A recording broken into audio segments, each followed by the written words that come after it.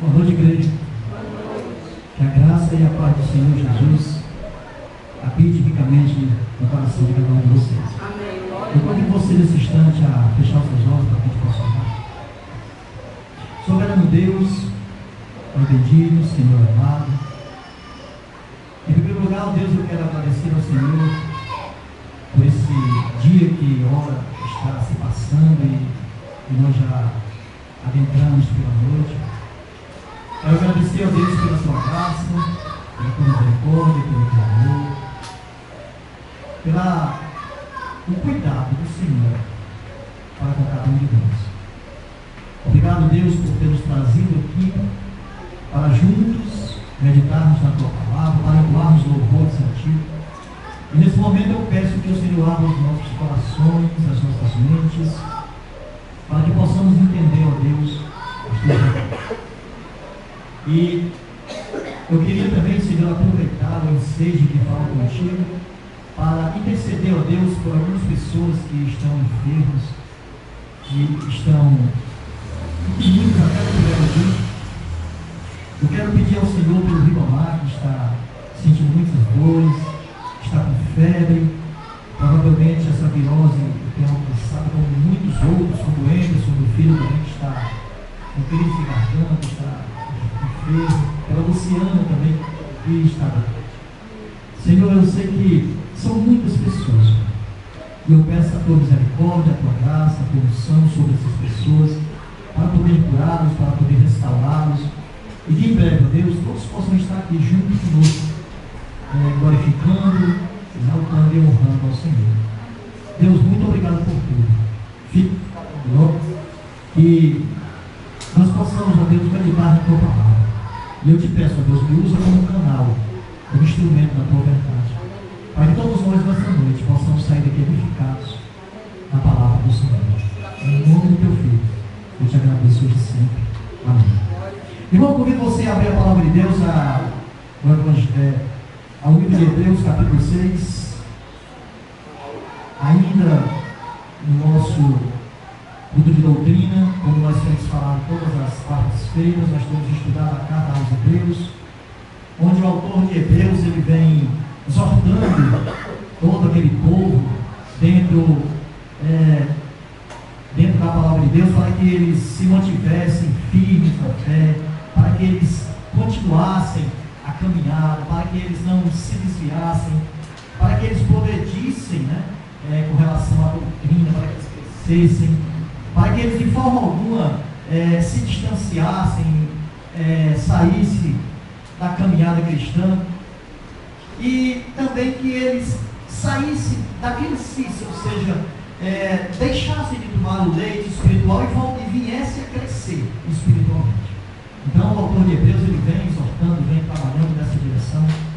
E nesta noite nós vamos trabalhar apenas em 3 versículos, o versículo 1 ao 3.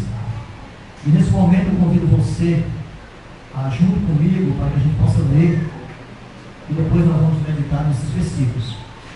Diz assim a palavra de Deus: por isso, pondo de parte princípios elementares da doutrina de Cristo, deixemos-nos levar para o que é perfeito, não lançando de novo a base do arrependimento de obras mortas e da fé em Deus, o ensino de batismo, da imposição de mãos, da ressurreição dos mortos e do juízo eterno. Isso faremos, se Deus permitir. Amém? Um dos princípios, um dos principais ensinos da doutrina de Cristo deve ser a condução à maturidade espiritual. Então, o autor de Hebreus, ele vem batendo firme nessa pedra, ele vem exortando firmemente nessa condição, para que os irmãos crescessem, para que os irmãos amadurecessem espiritualmente. E é algo interessante que, quando nós lemos as cartas, a gente percebe que muitos dos autores, eles exortavam a igreja a crescer espiritualmente, a se esmerarem na palavra, a se lançarem no estudo, onde houvesse um aprofundamento dos ensinos de Deus. Porque, claro, nada absolutamente absolutamente nada faz sentido para nós se nós viermos a ser cristãos, mas não tivermos o conhecimento da palavra. Não existe, é complicado. O camarada simplesmente dizer que é crente, mas ele não conhece as verdades de Deus. Então, o autor ele vem chamando essa atenção, ele vem convidando a igreja, né, a crescer espiritualmente, a amadurecer na palavra de Deus, no contexto da palavra de Deus. Em Filipenses capítulo 3, o apóstolo Paulo, a partir do versículo 12, ele escreve à igreja de Filipos e ele diz o seguinte: não que eu já tenha percebido ou tenha já obtido a perfeição, mas prossigo para conquistar aquilo pelo que também fui conquistado por Cristo Jesus. Irmãos, quanto a mim, não julgo havê-lo alcançado, mas uma coisa faço, esquecendo-me das coisas que para trás ficam e avançando para as que diante de mim estão, prossigo para o alvo, para o prêmio da soberana vocação de Deus em Cristo Jesus. O apóstolo Paulo está chamando ao crescimento, está exortando a crescer, e esta é uma preocupação básica de muitos que escreveram cartas às igrejas. Era uma preocupação profunda. E se nós quisermos, acima de todas as coisas, se nós tivermos o desejo em nosso coração de crescermos dentro da vontade de Deus, dentro do contexto das coisas de Deus em Cristo, nós precisamos nos esforçar, nós precisamos nos esmerar na palavra. Então, o autor de Hebreus aqui, ele enfatiza esse pensamento de avançar rumo à maturidade, rumo ao crescimento. Aqui no capítulo 6 ele começa falando assim, e observe que o texto aí, ele começa com uma conjunção assim, por isso. Bem no começo do texto ele diz, por isso. Mas por isso o quê? Por isso. É interessante que, se nós voltarmos ao contexto do capítulo 5, aí basicamente no versículo 12, do capítulo 5, ele vem falando desse assunto em que eles tinham deixado de lado todas as coisas de Deus, eles tinham se esquecido, eles não estavam se esmerando na palavra, o alimento sólido eles não estavam retendo em si. Então ele diz, por isso, é uma conexão com o que foi dito no capítulo 5. É muito interessante isso, porque é uma continuação. Se nós olharmos o versículo 12, ele vai dizer que os princípios elementares dos oráculos de Deus, eles haviam deixado de lado. Parece que estavam precisando eles serem ensinados novamente. Parece que havia necessidade do beabá novamente. É isso que ele exorta, ele começa exortando. É isso que ele começa ensinando aquele povo. Porque não estava fácil. Muitos estavam se dispersando, muitos estavam desistindo da fé. Então o escritor aqui, ele tenta mostrar toda a necessidade de crescer, e a naturalidade do crescimento era algo importante, era algo necessário, como se faz necessário em nossas vidas. O crescimento espiritual, todos nós podemos alcançar, mas ele depende de nós mesmos. Como aquela igreja também dependia deles mesmos crescerem. Quando eles se interessassem pela palavra de Deus, quando eles viessem a estudar os princípios de Deus. Então, observe que o autor, ele entra muito profundo, ele exorta de uma forma muito contundente, porque ele acusa mesmo eles de serem assim. Observe que quando ele termina de dizer por isso, ou seja, por essas coisas, né, que nós lemos no capítulo 5, vocês se esquecem dos oráculos de Deus, ele vai dizer, ponto de parte. Por isso, ponto de parte.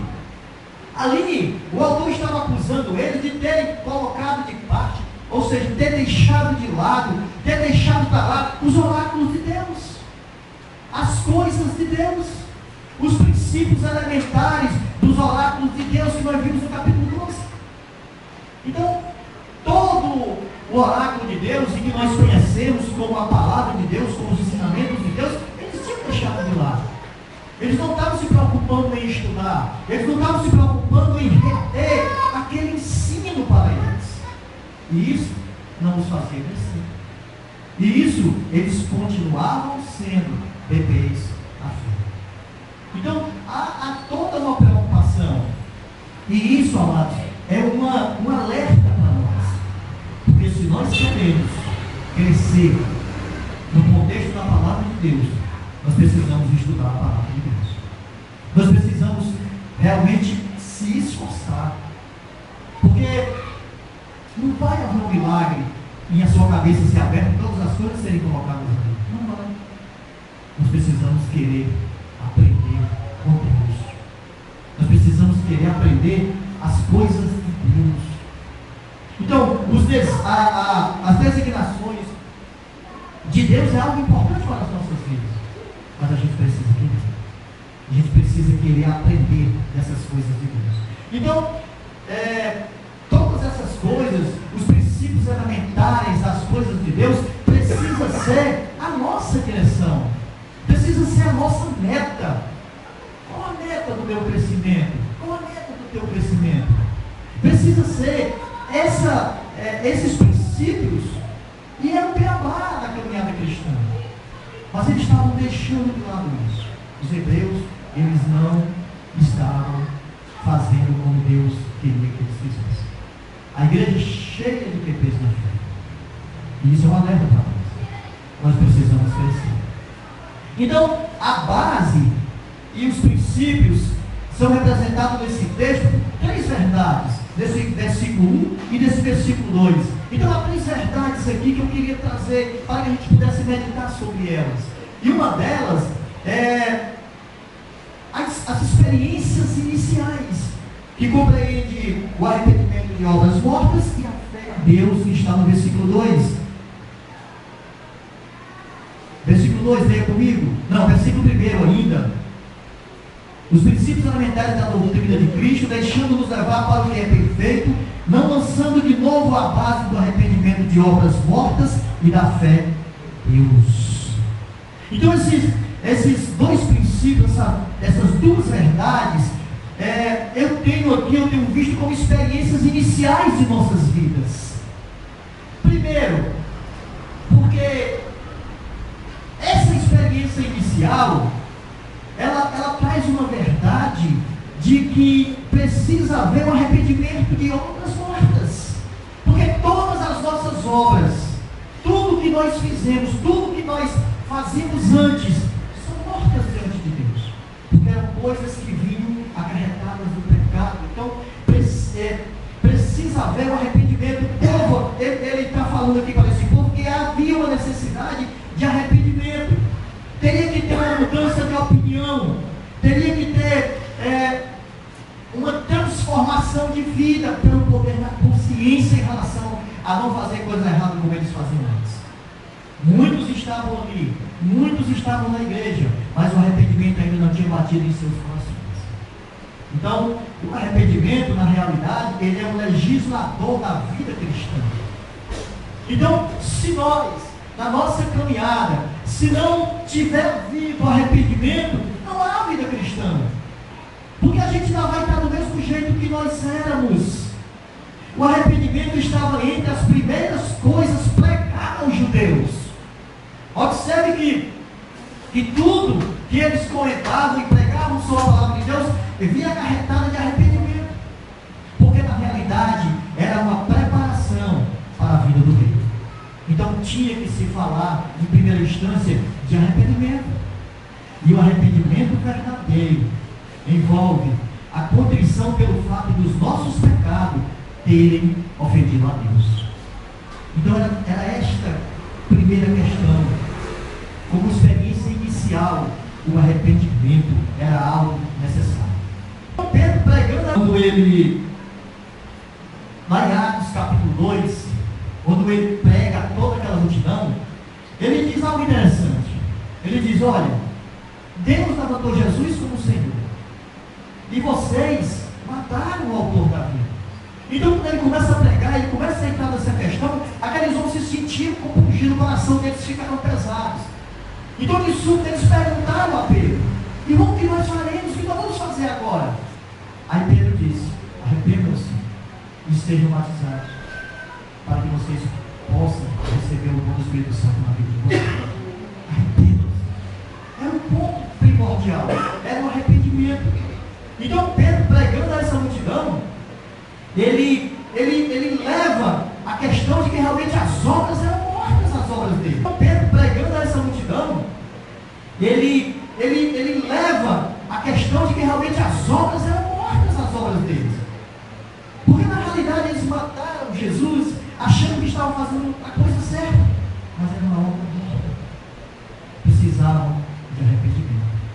Como nós, antes de alcançarmos a salvação em Cristo Jesus, tivemos a necessidade de nos arrependermos dos nossos pecados. Então, arrependimento como experiência inicial de nossas vidas. É isso que nós precisamos compreender, porque os nossos pecados, eles na realidade vai fazer uma grande separação entre nós e o nosso Deus. Então, há uma questão para que se possa interagir, para que se possa pensar.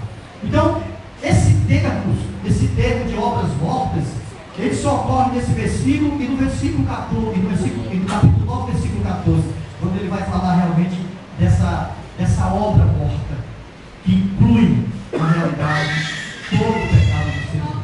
Porque o pecado do ser humano é uma obra morta. Então, esse adjetivo morto é também aplicado na fé que Tiago fala. Quando Tiago fala que as obras sem fé é morta e a fé sem obras é morta, é aplicado essa questão, é falado desse assunto. E Efésios capítulo 2, que ele também vai falar desse assunto, vamos dizer, no tocante ao espiritual, quando ele diz que nós estávamos mortos nos nossos delitos e pecados, e ele nos deu vida juntamente com Cristo Jesus. Ele está falando do lado espiritual.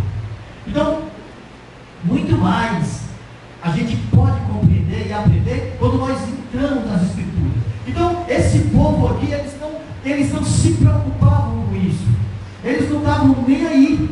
Então, essa experiência inicial, em primeira instância, era um arrependimento para com Deus, por causa do pecado, por causa das coisas erradas.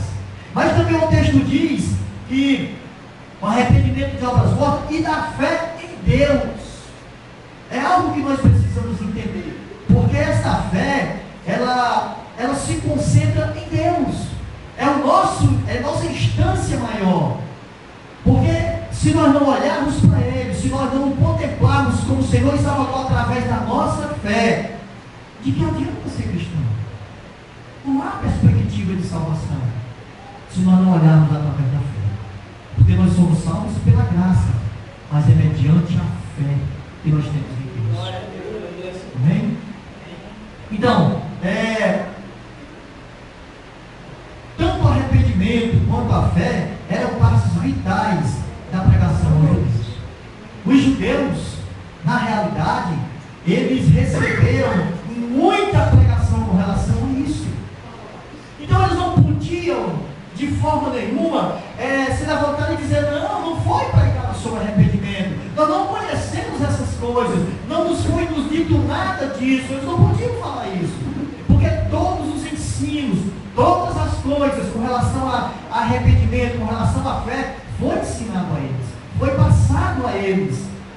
Então, os hebreus, eles já criam em Deus, eles precisavam se arrepender diante de Deus das suas, vamos dizer, das suas ações, das coisas erradas que eles faziam, e depois precisavam crer em Cristo Jesus.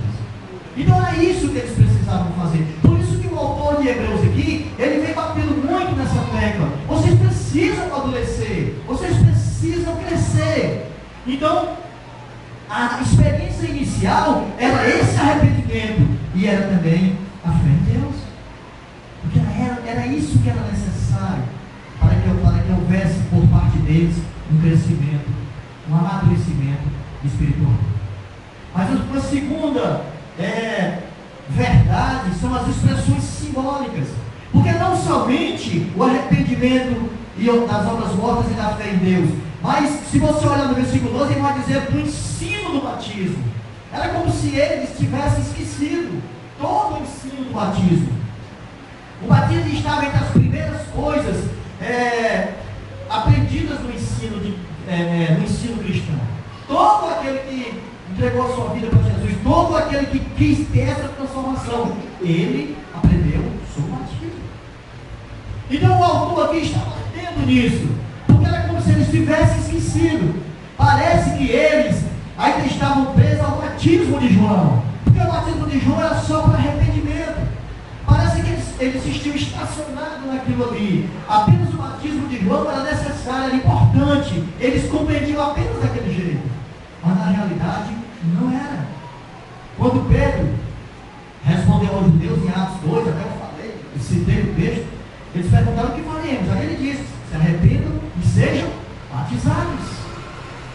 Que batismo era esse que Pedro estava falando? Era o batismo a qual Jesus havia ensinado, a qual Jesus havia dito.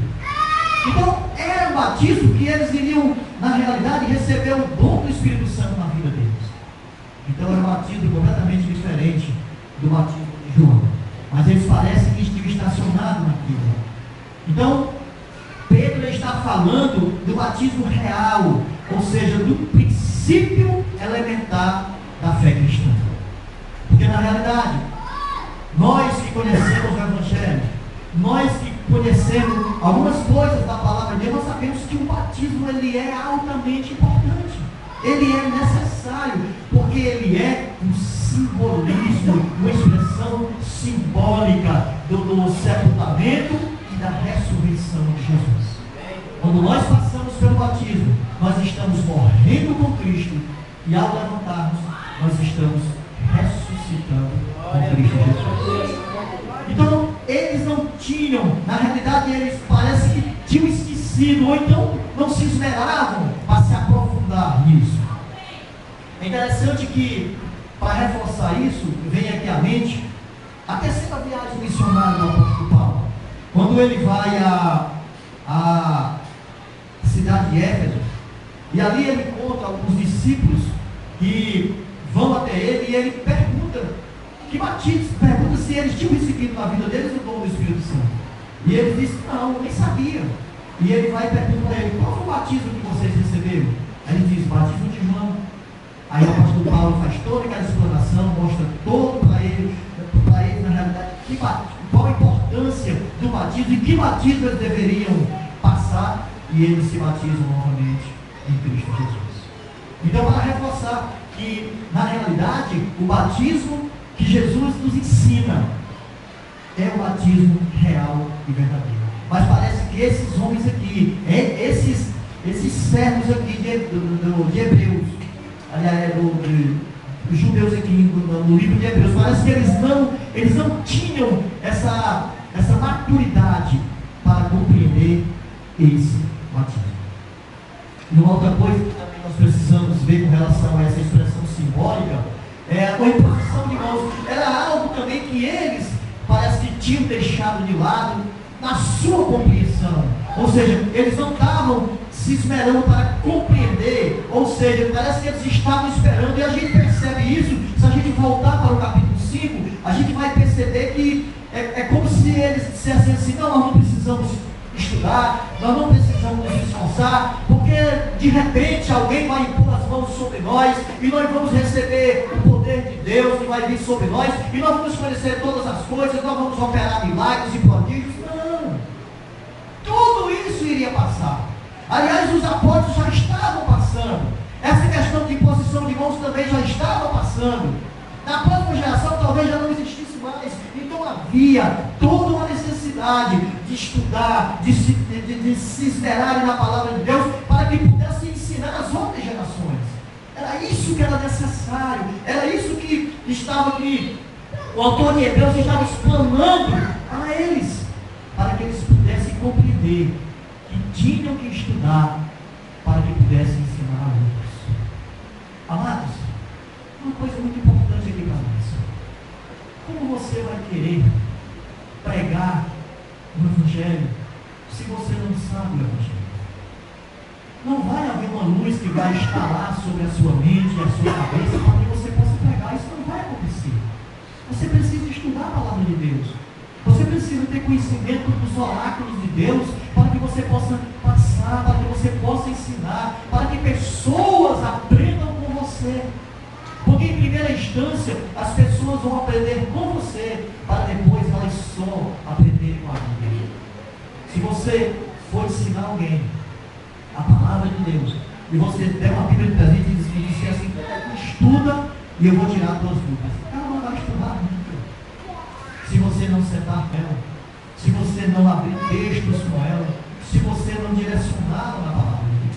E era isso que o autor de Hebreus aqui estava tentando levantar, tentando fazer com que eles pensassem, tentando fazer com que eles tivessem uma vontade expressiva de aprender a palavra de Deus. É isso, era nessa questão. Então eles não estavam na realidade olhando essas coisas. Quando uma prática comum, e ela, na realidade, ela foi perpetuada, tanto no Antigo Testamento como no Novo, foi a imposição de mãos. Observe que, quando uma bênção era dada, tanto por alguém sem poderes ou por alguém que tivesse poderes, era com alguma finalidade, era por algum propósito. Observe que tanto Jesus como os apóstolos, eles tiveram essa bênção, receberam vamos dizer, esse poder de Deus para impor mãos. E isso nós vemos na palavra de Deus, quantas e quantas vezes Jesus, por imposição de mãos, salvou, curou, restaurou, ressuscitou, porque Jesus tinha poder para isso. Até os apóstolos também, eles fizeram imposição de mãos e ajudaram pessoas a serem salvas, né? Se orassem por alguém, eles faziam imposição de mãos. Ou então, se o indivíduo era nomeado para uma tarefa ou função, havia uma imposição de mãos. Então a imposição de mãos era algo que se usava muito naquela ocasião. Mas eles parecem que não compreendiam. Quando a imposição de mãos foi praticada pelos apóstolos, que eram inspirados, também era para revelar, para mostrar o poder de Deus sobre a vida deles. É para que as pessoas pudessem compreender que aquilo que ele estava fazendo não era deles, mas vinha de alguém mais poderoso, e esse alguém era Deus. Então havia também isso para se mostrar. Quando, lá em Atos capítulo 3, quando Pedro e João eles vão ao templo para orar, havia ali na porta do templo um homem coxo, aleijado. E ele olha para Pedro e João e diz, pega uma esmola. Mas em contrapartida eles olham para ele e dizem, nós não temos prato nenhum. Mas o que nós temos, nós vamos te dar, levanta e anda. E aquele paralítico levantou-se e saiu andando. O poder de Deus que foi derramado sobre a vida dos dois apóstolos, e ali houve cura. Então a imposição de mãos era algo que realmente era muito usado. Mas, infelizmente, eles parecem que não tinham assim, uma profundidade de conhecimento, porque eles não se esmeravam, eles não cresceram, eles não se desenvolveram espiritualmente. Então, isso é uma alerta para nós. Nós precisamos conhecer os desígnios, os oráculos de Deus através da sua palavra. Mas, para que isso se faça real e verdadeiro em nossas vidas, nós precisamos estudá-la. Eu faço uma pergunta a você. É fácil você todo dia estudar a palavra de Deus? Não é não, mas é importante para a sua vida. É muito importante para a sua vida. Porque se você não tiver um convívio, se você não tiver uma intimidade com essa palavra, observe, muitas coisas podem acontecer na sua vida. Jesus disse que o meu povo erra por não conhecer as Escrituras. Porque o povo não estuda, porque o povo não se esmera, porque o povo não se deleita na palavra de Deus. Então, com relação a esses princípios elementares, né, tem uma terceira verdade, que são os eventos futuros. Vamos daí no versículo 2, ele não só fala dos batismos, da imposição de mãos, mas ele fala também da ressurreição dos mortos. Ele fala da ressurreição dos mortos. E a ideia de ressurreição, ela era aceita na realidade pela maioria dos judeus. Muitos deles haviam crido e acreditavam na ressurreição dos mortos. Já os saduceus, apenas uma minoria acreditava nessa ressurreição. Apenas uma pequena parcela. E é interessante que quando Jesus, lá em Mateus capítulo 22, os saduceus foram até ele e eles já foram para bater de frente com Jesus com relação à ressurreição. E eles contaram uma história para Jesus. E disse: Senhor, há 5 irmãos e um deles morreu. E Moisés até nos ensinou que se alguém morrer e não tiver filho, que a esposa do falecido case com o irmão, para que se constitua a família. Mas se um deles morrer, ela casa com o outro, e o outro morrer, e ela casa com o outro. E eles saíram contando essa história para a gente. Aí ao final eles dizem: e na ressurreição dos mortos? Quando houver ressurreição, de qual deles ela será esposa? Aí Jesus diz assim para eles: vocês erram, porque vocês não conhecem as escrituras do poder de Deus. Na ressurreição não haverá casamento. Na ressurreição não se dão em casamento. Vocês erram por isso, porque eles não compreendiam isso, eles não entendiam isso. Eles batiam de frente, eles queriam na realidade achar que Jesus estava errado. Mas Jesus diz: vocês erram por não conhecer as escrituras e o poder de Deus. A ressurreição, ela vai acontecer, e todos nós vamos passar por ela. Mas esse povo aqui, parece que eles eram fechados com relação a isso. Sabe, parece que os leitores de Hebreus, eles não estavam, de uma certa forma, nem aí para a palavra de Deus. Por isso que o autor vem batendo muito forte com relação a isso, vem fazendo essa exortação muito profunda com relação a isso. É interessante que todos os ensinos de Jesus, tudo que Jesus ensinava, tudo que Jesus mostrava, era levado para que houvesse por parte deles um entendimento, mas eles não compreendiam, ou então não estudavam, ou então não se interessavam. E é isso que nós precisamos olhar para nós. Será que nós estamos sendo interessados pelas verdades de Deus, pelos princípios de que Deus tem nos ensinado? Então pressupõe-se que os leitores de Hebreus, eles já creem na ressurreição, mas eles deveriam partir dela como princípio, como ponto de partida profunda no estudo das coisas de Deus. Eles precisavam se aprofundar nisso. Mas não somente a ressurreição. O texto ainda fala do juízo eterno. E o juízo eterno, na realidade, é um julgamento que valerá para toda a eternidade, para todas as pessoas, porque todos irão passar por esse juízo. Todos, sem exceção. Muitos julgamentos de Deus são temporários quanto à sua natureza, quanto à sua forma. Mas haverá um dia, e até a Bíblia nos ensina, que esse julgamento será para toda a humanidade, e será um julgamento eterno. E nesse julgamento vai haver uma separação. E como nós compreendemos isso? Como nós entendemos isso? Quando a gente lê sobre a grande tribulação em Mateus capítulo 25, a partir do versículo 31, a gente vai ler e compreender do que Jesus está falando.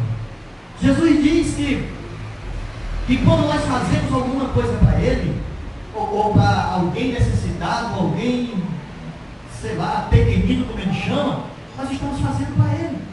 E até questões foram levantadas e perguntadas: Senhor, como é que nós vamos fazer isso? Aí Jesus vai dizer uma série de coisas. Ele vai dizer: quando eu estive preso e foi me visitar, quando eu estava enfermo e fosse ver-me, quando eu estava com fome e me desse de comer, quando eu estava com sede e me desse de beber. Então ele sabe dizendo todas essas coisas. Aí no final ele diz que aqueles também que não fazem pelos pequeninos, é a mesma forma que não visitaram ele, que não deram de beber, que não deram de comer, ele faz todo esse apanhado. Mas ao final ele diz uma coisa interessante. Ele diz que aqueles que estão à sua esquerda, ele vai dizer o seguinte: ele diz: apartai-vos de mim, maldito, para o fogo eterno, preparado para o diabo de seus servos. Então ali, na realidade, é um julgamento eterno. É um julgamento de separação de Deus para toda a eternidade. Então, nós precisamos ter cuidado, nós precisamos atentar para cristão ele deve ser convicto de que haverá ressurreição e haverá juízo. Mas parece que eles aqui não tinham essa compreensão. Parece que para eles aqui, não, isso aí é apenas algo que, Jesus, que foi contado, como se não fosse, de fato e verdade, uma realidade. Mas todos nós precisamos compreender que vai existir ressurreição e juízo. E isso precisa bater em nós como incentivo a obedecer o Evangelho. Porque quando nós obedecemos o Evangelho, nós vamos ficar longe desse juízo de condenação. Porque juízo sim vai haver para todos, só que vai haver um juízo de absolvição e um de condenação. Mas parece que essa verdade eles não estavam compreendendo. Parece que não estava entrando neles esse ensino de Jesus. Então, amados, isso é outra coisa que nós precisamos pensar, que nós precisamos meditar. Qual forma nós estamos encarando e olhando para essa ressurreição que vai vir e para esse juízo que vai acontecer? Como está a minha vida? Como está a nossa vida? O que nós estamos pensando com relação ao amanhã? O que eu almejo? O que eu penso? Tudo isso precisa ser coisas que devem estar dentro de nós. É interessante que lá em Atos, capítulo 17, versículo 30 e versículo 31, olha o que Deus diz.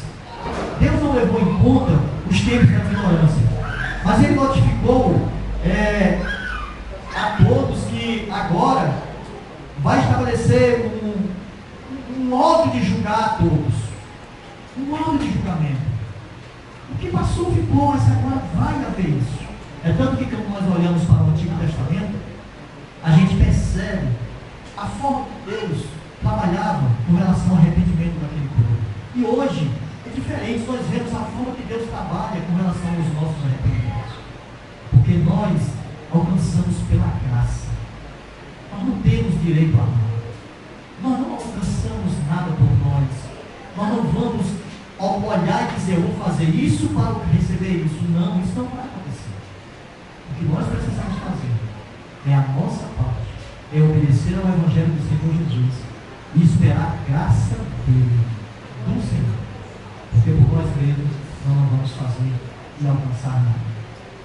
Mas o autor de Hebreus, ele mostra o primeiro passo para a direção da maturidade. Ele diz o seguinte, olha o versículo 1, volta para o versículo 1. Por isso, ponto de parte, princípios elementares da doutrina, deixemos-nos levar para o que é perfeito. É muito interessante essa colocação aqui. É muito importante quando ele diz isso, deixemos-nos levar ao que é perfeito. Ou seja, deixemos-nos levar à maturidade, deixemos-nos levar ao crescimento, deixemos-nos levar ao envolvimento dessa palavra. Porque quando nós nos deixamos nos levar por esses ensinos de Deus, pelos oráculos de Deus, a gente vai crescer espiritualmente. A gente vai conseguir alcançar a maturidade espiritual. Nós devemos buscar a maturidade espiritual, o entendimento fiel da verdade, nas profundidades das coisas de Deus. Porque se não for em Deus, eu vou aprender com quem? O mundo não nos ensina coisas boas. Mas a palavra de Deus, com toda a fidelidade, nos ensina o que é melhor para as nossas vidas. Todos os dias. Então, para concluir, o autor de Hebreus ele diz, isso faremos, é interessante, versículo 6, versículo 3, isso faremos se Deus permitir. Ou seja, vocês não era para estar ainda no leito espiritual. Vocês não eram para estar apenas engateando na palavra de Deus. Não. Vocês eram para ser catedráticos na palavra. Afinal, desde quanto tempo vem se ensinando isso a vocês? Desde quanto tempo vem pregando-se arrependimento, pregando as verdades de Deus para a vida de vocês? Então vocês não eram para estar mais nessa. O autor de Hebreus aqui encerrando esse texto aqui. Não era mais para vocês estarem vivendo assim. Mas, se for do agrado de Deus, nós falaremos de novo. Nós falaremos do arrependimento nas obras mortas. Se for do agrado de Deus e da vontade dele, se ele permitir, nós falaremos da fé nele. Se for da vontade dele, e se dele permitir, nós falaremos do batismo, nós falaremos da imposição de mãos, nós falaremos da ressurreição, nós falaremos do juízo, nós ensinaremos, vamos sair de novo. Nós vamos levantar todas as questões com os princípios elementares da fé cristã, para que vocês, uma vez por todas, compreendam que precisam crescer, que precisam se esmerar, que precisam ser de verdade servos idôneos e fiéis da palavra de Deus. Era isso que o autor de Hebreus estava falando para aquele povo. Era isso que ele estava escrevendo. Bom seria se vocês não estivessem no leite, mas fossem amadurecidos na palavra. Era isso. Foi dessa forma. Era isso aqui que o autor de Hebreus estava exortando todo aquele povo. Então, ele exorta que o crescimento espiritual é um processo gradual. Amados, nós vamos crescer na fé? Vamos. Mas gradativamente, se nós nos esforçarmos e estudarmos a sua palavra. Isso, e uma coisa mais precisamos entender. Não devemos nos desanimar. Não devemos desanimar se crescemos pouco. O importante é crescer. O importante é chegar lá. Porque às vezes você pode até achar assim, puxa vida, eu não estou crescendo nada, está tão parado. Mas se você está crescendo, amém. Porque na realidade o crescimento é diferenciado, é gradual. Tem uns que crescem mais rápido, outros crescem mais devagar, mas o importante é crescer. O importante é conhecer, o importante é se inteirar das coisas de Deus. Nós devemos continuar estudando as Escrituras enquanto avançamos pela maturidade. Porque se nós olharmos para nós e dissermos assim, puxa vida, estou crescendo tão pouco, quer saber? Vou desistir, não vou mais estudar não. É isso que ninguém quer fazer com as nossas vidas. Mas se nós formos verdadeiros, se nós formos conscientes e olharmos e dissermos assim, eu estou crescendo um pouco, mas eu vou continuar porque eu sei que eu vou crescer mais. Isso é o que nós precisamos fazer. Essa é a verdade que nós precisamos seguir. Amém? Então, para nós encerrarmos, eu quero deixar três lições para que a gente possa meditar, para que a gente possa pensar nesses dias. Então, primeiro, nunca devemos deixar de lado os princípios elementares da doutrina de Deus. Porque os princípios elementares, arrependimento, a fé em Deus, o batismo, a ressurreição, o juízo e o conhecimento de como era a imposição de mãos, tudo isso são princípios elementares que nós precisamos conhecer. E nós precisamos saber. Se alguém chegar para você e perguntar como era que tinha imposição de mãos e hoje não tem mais, se você for um conhecedor da palavra de Deus, um estudante da palavra, você vai ter todo o respaldo e resposta. Se alguém chegar para você e disser assim, por que eu preciso ser batizado? São princípios elementares da fé cristã, nós precisamos saber para explicar e as pessoas entenderem que há uma necessidade de vir para a presença de Deus e se entregarem e passarem pelo batismo. Então, nunca deixe de lado os princípios elementares da doutrina de Cristo. Amém? Em segundo lugar, precisamos nos abraçar ao que é perfeito. Ou seja, precisamos agarrar-nos à maturidade, ao crescimento espiritual. Porque se nós também deixarmos isso de lado, é complicado. Como vai se pregar se não cresce espiritualmente? Como vai se pregar se a maturidade não existe? E em último lugar, na terceira e última lição, nós devemos agir dentro da permissão de Deus. Por quê? Porque Deus é Senhor. O nosso Senhor de todas as obras é Deus. Se Deus permitir, nós vamos chegar lá. Amém? Se Deus permitir, nós seremos salvos, porque Ele é o nosso Senhor e Salvador.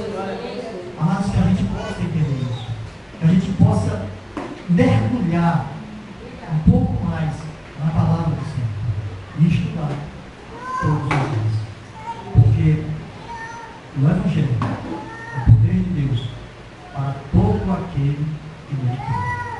Amém? E as pessoas só irão se converter se nós pregarmos essa palavra. Mas para a gente pregar essa palavra, nós precisamos crescer espiritualmente e amadurecer